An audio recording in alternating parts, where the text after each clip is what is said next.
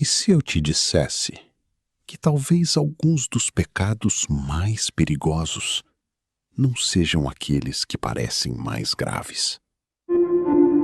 Porque existem pecados tão normalizados, tão comuns, que milhões de pessoas praticam todos os dias, sem sequer perceber. E o mais assustador é que alguns deles podem estar presentes na sua rotina, agora mesmo. Quando ouvimos a palavra pecado, nossa mente quase sempre corre para coisas extremas. Pensamos em assassinatos, escândalos, traições e situações que chocam qualquer pessoa. Mas a verdade é que quase ninguém começa a se afastar de Deus por causa de um grande pecado. Na maioria das vezes, tudo começa com pequenas concessões que parecem inofensivas. Foi exatamente assim desde o início. No Jardim do Éden, Satanás não apareceu para Eva dizendo: desobedeça a Deus agora mesmo. Ele começou de forma muito mais sutil. Em Gênesis capítulo 3, versículo 1, está escrito: é assim que Deus disse: não comereis de toda a árvore do jardim? Antes da desobediência veio a dúvida. Antes da queda veio um questionamento. E continua sendo assim até hoje. O pecado raramente bate à porta mostrando quem realmente é. Ele costuma se apresentar como algo pequeno, justificável e aparentemente sem consequências. É por isso que tantas pessoas não percebem quando começam a esfriar espiritualmente. Não acontece de uma vez. É um processo lento. Uma oração que fica para depois. Um versículo que deixa de ser lido. Uma consciência que para de incomodar. Um hábito que antes parecia errado, mas que agora já não parece tão grave assim. E talvez o maior perigo esteja justamente aí. Porque quando alguém sabe que está pecando, ainda existe luta, ainda existe arrependimento, ainda existe preocupação. Mas quando a pessoa se acostuma com aquilo, o alerta desaparece. A consciência vai ficando cada vez mais silenciosa e, sem perceber, ela começa a caminhar para longe de Deus, acreditando que está tudo bem. Talvez você já tenha passado por isso. Talvez não tenha sido um grande pecado. Talvez tenha sido apenas uma sequência de pequenas decisões que pareciam sem importância. Mas quando olhou para trás, percebeu que já não tinha a mesma fome de Deus. Já não sentia a mesma alegria em orar. Já não buscava a presença do Senhor como antes. É por isso que este vídeo não é sobre os pecados que normalmente assustam as pessoas. É sobre aquelas armadilhas que se escondem na rotina. Coisas tão comuns que muita gente já nem enxerga como pecado. E justamente por serem comuns, acabam se tornando ainda mais perigosas. Uma delas está presente na vida de milhões de pessoas todos os dias. Ela não faz barulho. Ela não provoca escândalos.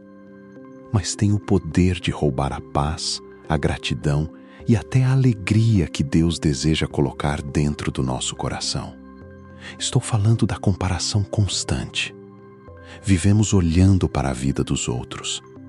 Basta alguns minutos nas redes sociais para encontrarmos alguém que parece mais feliz, mais bem-sucedido, mais bonito, mais rico ou mais realizado. E sem perceber, começamos a medir a nossa vida pela régua de outras pessoas.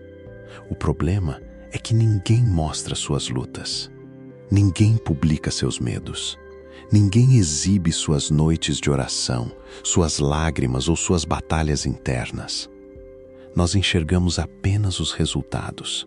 E quando olhamos apenas para os resultados dos outros, começamos a desprezar aquilo que Deus já fez em nossa própria caminhada. Salomão conhecia muito bem esse perigo.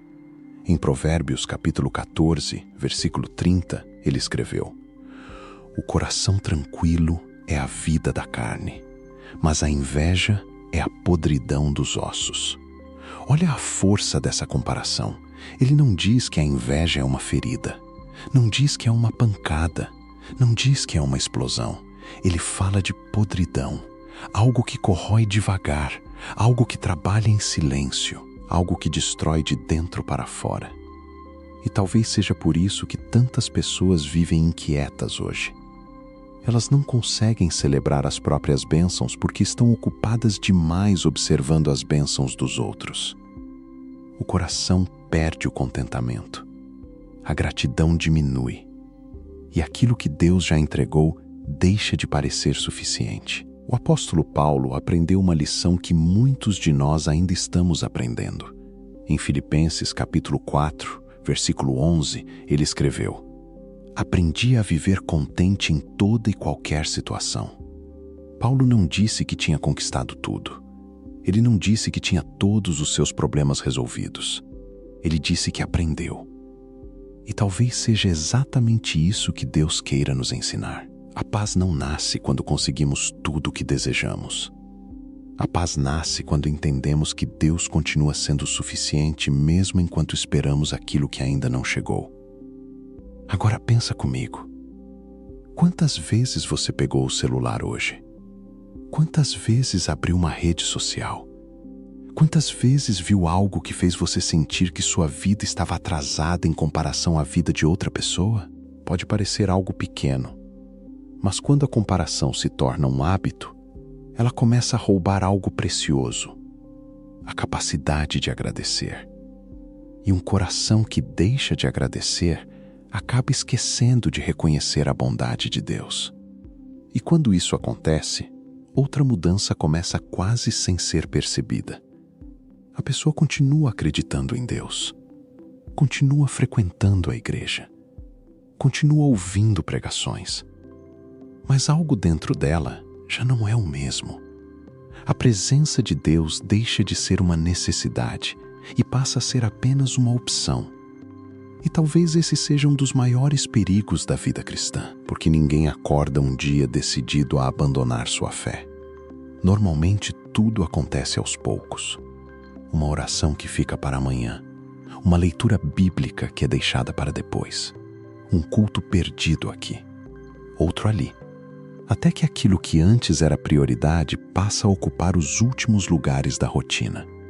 Foi exatamente isso que Jesus tentou alertar quando falou com a igreja de Laodiceia. Em Apocalipse capítulo 3, versículos 15 e 16, ele declarou: "Conheço as tuas obras, que nem és frio nem quente. Quem dera foras, frio ou quente. Assim, porque és morno, e não és quente nem frio, vomitar-te-ei da minha boca." São palavras fortes. E muitas vezes interpretamos esse texto pensando em pessoas completamente afastadas de Deus. Mas a igreja de Laodiceia não era uma igreja ateia, não era uma igreja que negava a existência de Deus. Era uma igreja que havia se acomodado.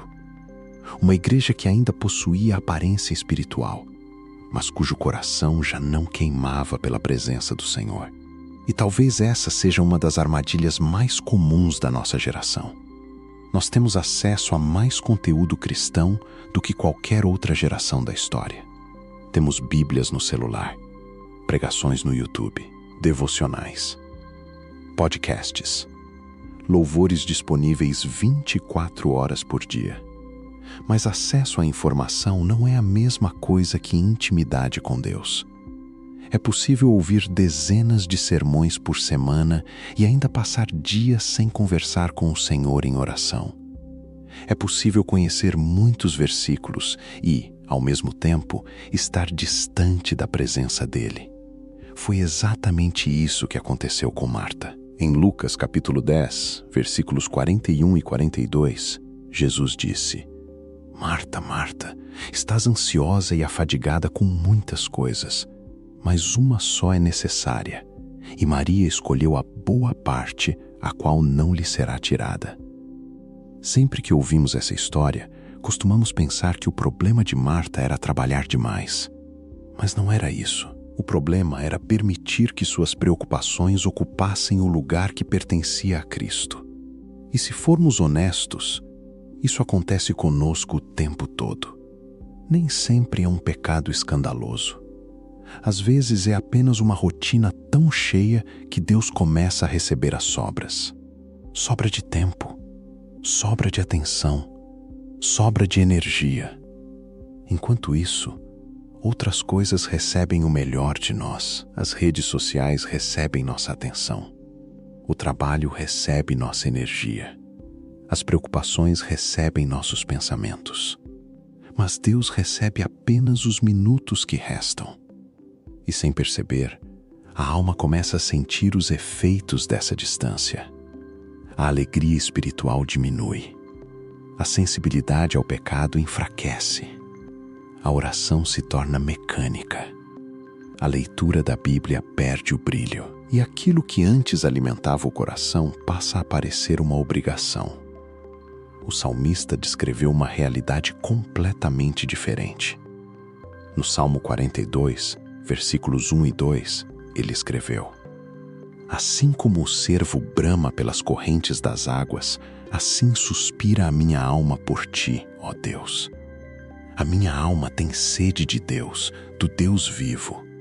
Repare que ele não disse que tinha sede de bênçãos, não disse que tinha sede de prosperidade, não disse que tinha sede de respostas. Ele tinha sede de Deus. Talvez a pergunta mais importante deste vídeo seja justamente essa.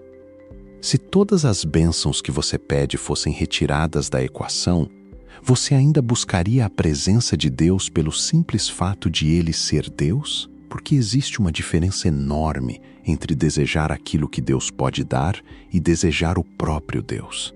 E quando essa diferença desaparece, a fé começa a se tornar superficial. Mas existe uma área em que isso se torna ainda mais evidente. Uma área tão comum que praticamente ninguém percebe o perigo que ela representa. E ela está diretamente ligada à forma como usamos nosso tempo, nossa atenção e nossos desejos todos os dias. Talvez, enquanto você ouvia esta mensagem, tenha pensado em algum pecado específico. Talvez tenha lembrado de uma atitude, de um hábito ou de uma área da sua vida que precisa mudar. Mas existe algo que me preocupa ainda mais do que o pecado em si. O pecado mais perigoso não é necessariamente aquele que parece mais grave aos olhos das pessoas. O pecado mais perigoso é aquele que já não incomoda mais. É aquele que se tornou tão comum que deixou de gerar arrependimento. É aquele que encontra justificativas todos os dias. É aquele que sempre vem acompanhado de frases como "todo mundo faz", "não é tão sério assim", "Deus entende" ou "eu paro quando quiser". Porque quando deixamos de lutar contra algo, começamos a conviver com aquilo. E quando passamos tempo demais convivendo com o pecado, nosso coração corre o risco de se tornar insensível. O apóstolo Paulo alertou sobre pessoas que chegaram a esse ponto. Em Efésios capítulo 4, versículos 18 e 19, ele escreveu: Eles estão obscurecidos no entendimento e separados da vida de Deus por causa da ignorância em que estão, devido ao endurecimento do seu coração. Tendo perdido toda a sensibilidade, entregaram-se à depravação para, com avidez, cometerem toda espécie de impureza. Reparem uma expressão importante: perderam toda a sensibilidade. Esse é o verdadeiro perigo. Não é apenas cair, é deixar de sentir que caiu. Não é apenas errar, é deixar de reconhecer o erro. Não é apenas se afastar de Deus, é parar de perceber a distância. E se existe algo que aprendemos nas Escrituras, é que Deus sempre se preocupa mais com a condição do coração do que com a aparência exterior. Por isso, antes de encerrar este vídeo, eu quero que você se lembre de um homem que falhou de maneira vergonhosa. Pedro. O mesmo Pedro que prometeu permanecer ao lado de Jesus até a morte. O mesmo Pedro que disse que jamais abandonaria o Mestre. Na hora da pressão, negou Jesus 3 vezes.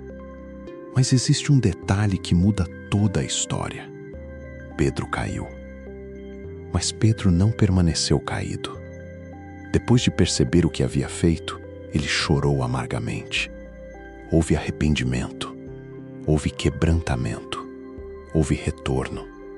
E algum tempo depois, aquele mesmo homem que negou Jesus diante de poucas pessoas pregou o evangelho com coragem diante de uma multidão. Isso mostra uma verdade que muita gente esquece.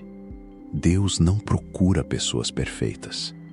Deus procura corações arrependidos. Em João capítulo 1, versículo 9, a Bíblia nos faz uma promessa maravilhosa. Se confessarmos os nossos pecados, Ele é fiel e justo para nos perdoar os pecados e nos purificar de toda injustiça. Toda injustiça. Não uma parte. Não alguns pecados. Toda injustiça. Talvez você tenha começado este vídeo pensando que a mensagem seria sobre apontar erros. Mas o objetivo nunca foi esse. O objetivo foi lembrar que o pecado continua sendo perigoso, mesmo quando parece pequeno. E lembrar também que a graça de Deus continua sendo poderosa, mesmo quando pensamos que fomos longe demais. Então, antes de sair deste vídeo, faça uma oração sincera. Não precisa ser bonita. Não precisa ser longa. Apenas seja honesto com Deus. Peça para Ele revelar aquilo que você talvez já tenha normalizado. Peça para Ele devolver a sensibilidade do seu coração. Peça para Ele restaurar sua fome pela presença dEle. Porque a pior coisa que pode acontecer a um cristão não é descobrir que estava errando. A pior coisa é continuar errando sem perceber. Enfim, é isso. Se você gostou desse vídeo e sentiu que essa mensagem falou ao seu coração, me ajuda de uma forma bem simples. Deixa o like, compartilhe este vídeo com alguém que precisa ouvir isso ou comenta uma ideia para os próximos vídeos. Você não gasta nada com isso, mas ajuda demais o canal a alcançar mais pessoas. Que Deus abençoe a sua vida e até o próximo vídeo.